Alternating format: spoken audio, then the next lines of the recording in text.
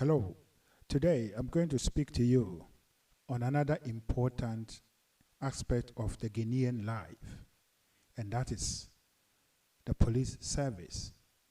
But before I go on, I would like to take this opportunity to appeal to you to click the subscribe button to join and also to join our community to help us, for us to team up to push this noble idea forward.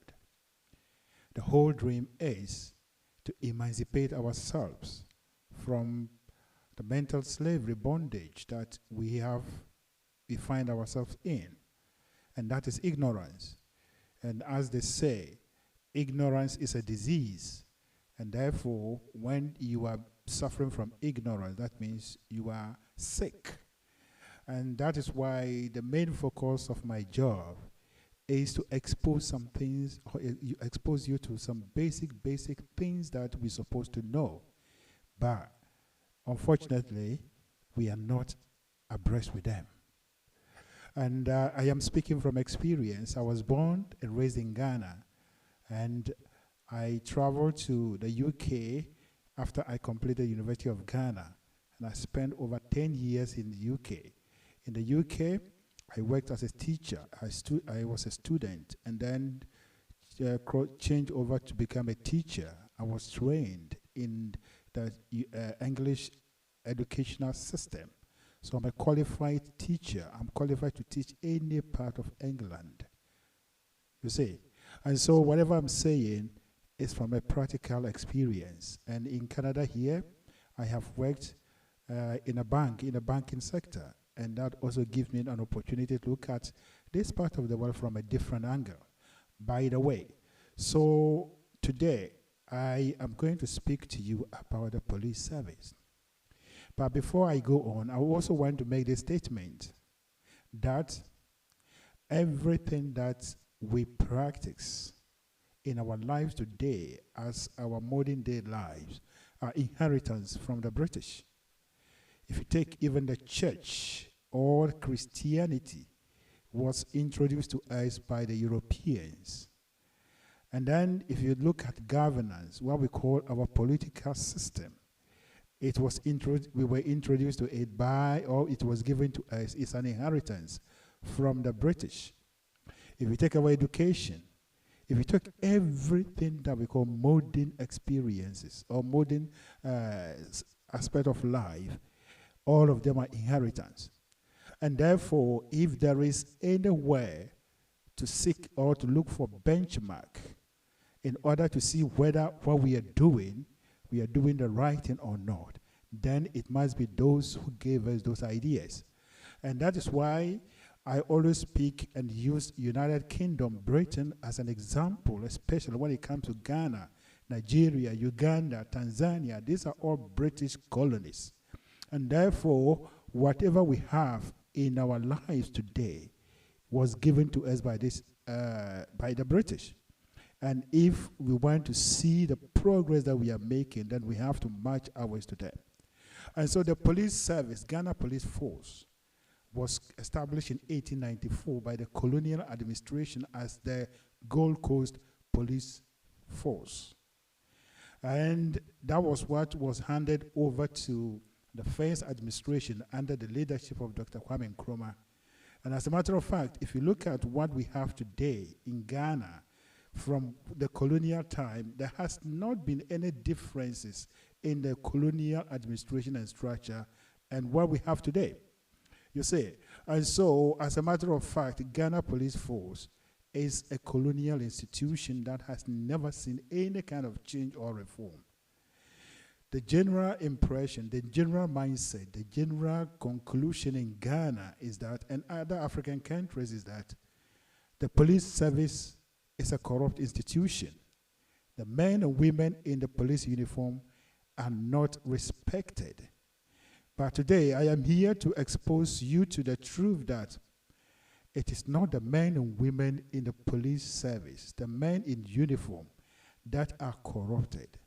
But it is the system and the organization, the structure under which they are trained and deployed, that is corrupted. And therefore, has corrupted them. As a matter of fact, there is a saying that water takes after the shape of its container. And so if you take water, a cup of water, and pour it into a round cup, it will take the shape of the round cup. If your cup is a triangular shape, and you pour that water, the same water, into the triangular shaped cup, it will take the exact shape, you see.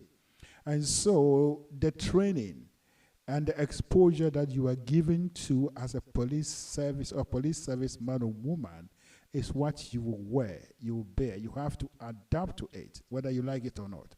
And so I am not defending the men and women in uniform, but that is a mathematical fact. It is not that policemen and women are those who are corrupted and therefore they are taking bribe. But it is the system, the Ghana Police Service, the system under which it is being organized, that is corrupted. And that is why the men and women are demonstrating what the police service in Ghana is. And so today, my job is to expose you to these facts. And I am not appealing to the government of Ghana, but I am appealing to you, the ordinary man walking on the street of Ghana.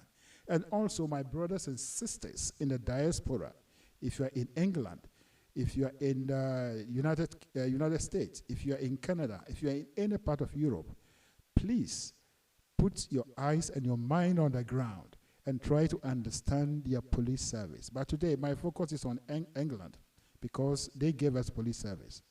And so, as I said, the police force in Ghana was established by the colonial administration, and it was handed over to us when we got independent. But today, if you go to United Kingdom and you look at the police service, it's a total different thing from what we have in Ghana. Ghana is still holding on to the colonial structure and administration and practices that were handed over to us by the British. But the British people have already moved on, you see.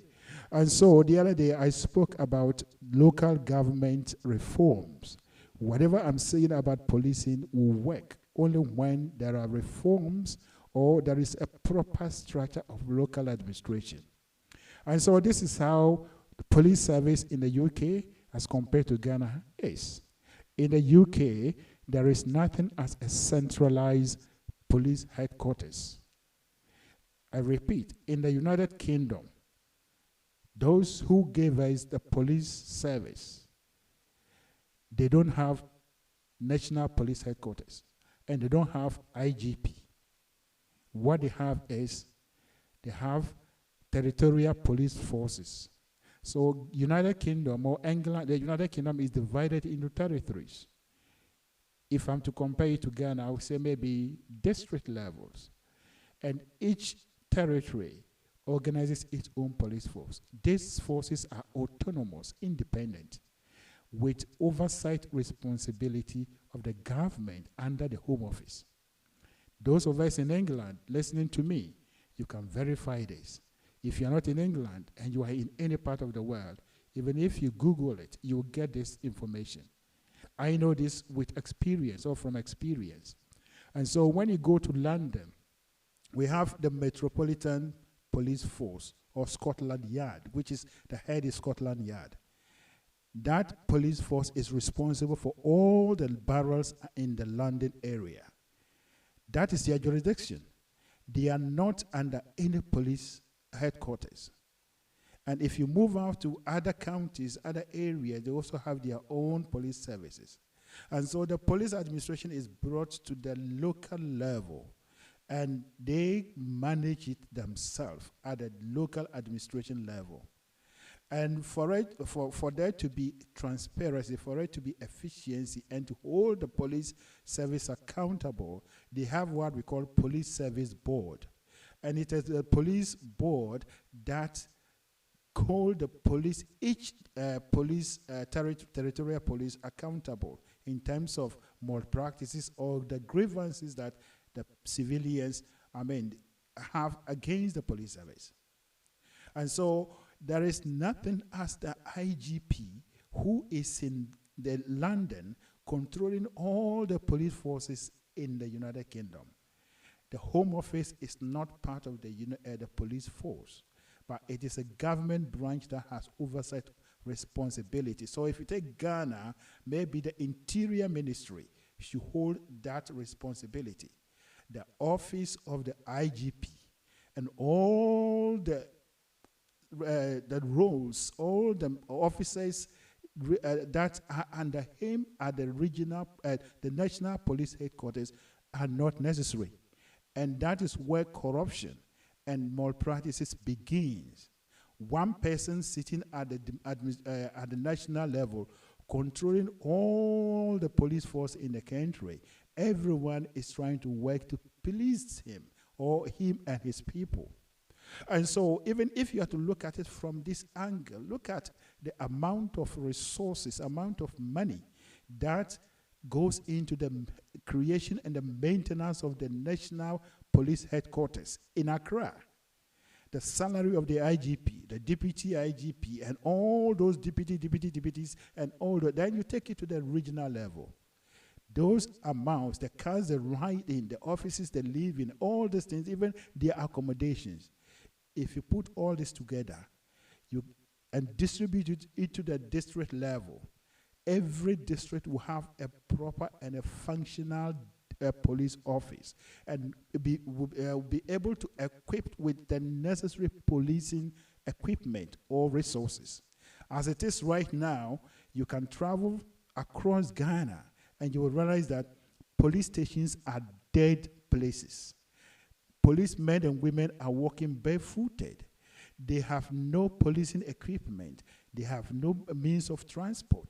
Meanwhile, there are officers who are living in Porsche cars and Porsche offices in Accra and even maybe the regional offices, you see. And so if you look at what Britain has and you put it on Ghana, you realize that they have already run away. They gave it to us, but because they are progressive oriented, they look at things that everything must be evolved, and therefore they have evolved their police service up to a point that it is functioning well for them. But what is happening in Ghana? And so I am giving this explanation or giving this education to you, the ordinary man, and also my brothers and sisters in the diaspora.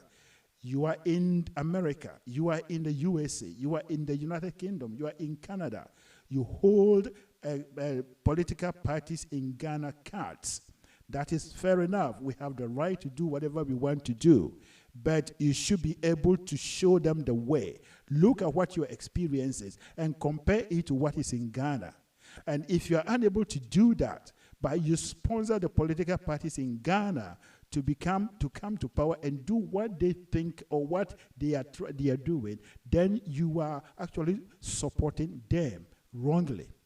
And as I stated the other day in one of my episodes, there are two things that comes to mind when it comes to the development of Ghana.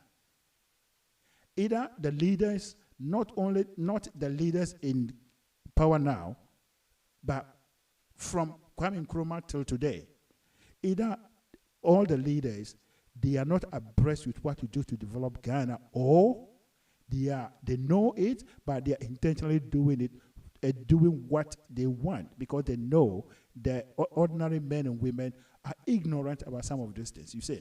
And so my responsibility is to empower you. Demand these things from them. The first demand you have to ask from any man or woman that is in power or that is asking you to help him to go into power is the proper structure and maintenance, sustainable local administration level. Don't ask them for KVIP. Don't ask them for those kind of things. They will come and do those kind of things for you, but they are not sustainable. In a couple of years, those things will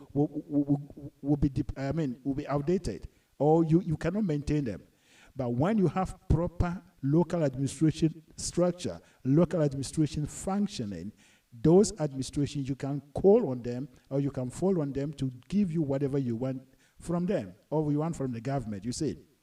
And so if you look at what is happening in Ghana, police force is something that needs urgent reforms. It is something that needs urgent reform. And as a matter of fact, the office of the National Police Headquarters is not necessary. It must be scrapped. The resources that is used to maintain the National Police Headquarters could be channeled into strengthening district or local police services in such a way that when you travel across Ghana, wherever you go, you will experience proper policing. And as I've already stated, this is not possible until there is a proper structure and existence of proper local administration.